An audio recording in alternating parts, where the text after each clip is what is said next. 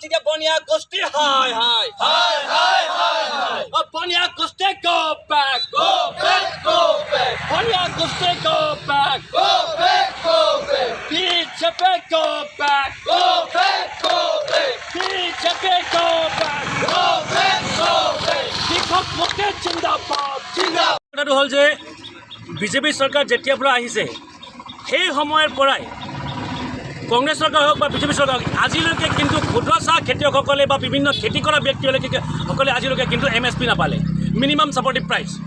আমি বাৰে বাৰে দাবী উত্থাপন কৰি আহিছোঁ যে ক্ষুদ্ৰ চাহ খেতিয়কসকলে হওক বা বিভিন্ন আন কিছুমান খেতি কৰা ব্যক্তিসকলক তেখেতলোকে মিনিমাম ছাপৰ্টিভ প্ৰাইচ পাব লাগে বুলি।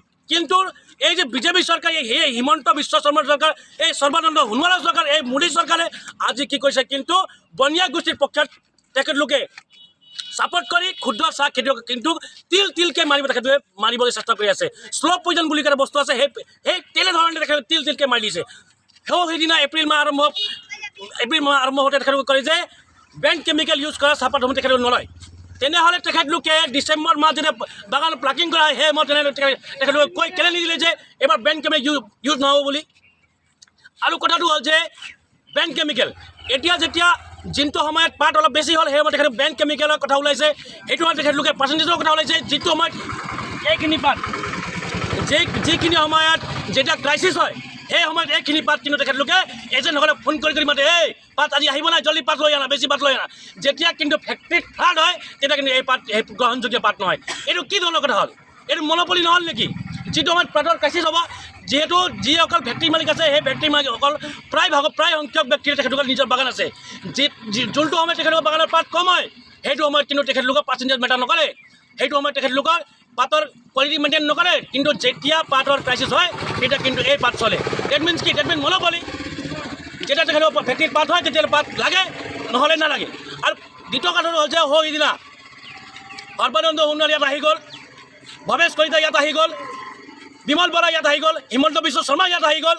কিন্তু তেখেতলোকে এই যে ইয়াত তিৰাপদল অঞ্চল মাৰ্কেটৰ সমষ্টিত বসবাস কৰা যে ইয়াত আজি 50,000 ক্ষুদ্ৰ চাহ খেতিয়ক আছে, সেইসকলৰ কথালৈ তেখেতলোকে এষাৰো মাত নামাতিলে।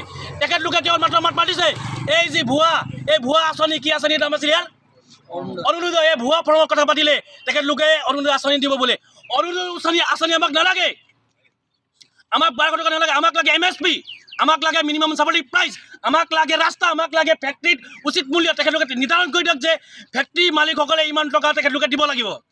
সেইবোৰ কথা তেখেতে যোগাত্মক কথা তেখেতে নকয়। তেখেতলোকে কেৱল মাত্ৰ কয় বনিয়া গোষ্ঠী ছাপৰ্ট লৈ কথা কয়। তেখেতলোকে বনিয়া গোষ্ঠীৰ ওপৰত ৰাখি লগাব নোৱাৰে। যদি ছাত্ৰ মুক্তি সমিতি তিনিচুকীয়া জিলা সমিতি হয় ইয়াৰ পৰাই এই ৰাজপথত হুংকাৰ দিব বিচাৰিছোঁ, যদি তেখেতলোকে অনতি পলমে এই যি ফেক্টৰী মালিকসকলে যি চলাই আছে চিণ্ডিকেট ব্যৱস্থা, এই চিণ্ডিকেট ব্যৱস্থা যদি তেখেতে বন্ধ নকৰে তেনেহ'লে কিন্তু আজি 200-300 মানুহ ওলাই আহিছে। আপুনি দেখিব এক সপ্তাহৰ ভিতৰতে যদি এই বস্তু বন্ধ নকৰে তেনেহ'লে কিন্তু ৰাজপথত তিৰাপদল অঞ্চলৰ 20,000 ক্ষুদ্ৰ চাহ খেতিয়ক আছে, 20,000 ক্ষুদ্ৰ চাহ খেতিয়ক ওলাই আহিব, ৰাস্তা পাতেৰে পূৰ কৰি দিব। কোনো বিজেপিৰ নেতা পালি নেতা খোজ কাঢ়িব নোৱাৰা কৰি দিব, অৱস্থা কৰি দিব, অচল অৱস্থা কৰি দিব। ইয়াৰ একমাত্ৰ জগৰীয়া হ'ব স্থানীয় MLA ভাস্কৰ শৰ্মা, মন্ত্ৰী হিমন্ত বিশ্ব শৰ্মা, আমাৰ ইয়াৰ সাংসদ যিজন খেলিব গৈ আছে আমাৰ কি নাম সৰ্বানন্দ সোণোৱাল, এই জগৰীয়া ভৱেশ কলিতা পাৰ্টি প্ৰেচিডেণ্ট, এই সকলো জগৰীয়া হ'ব।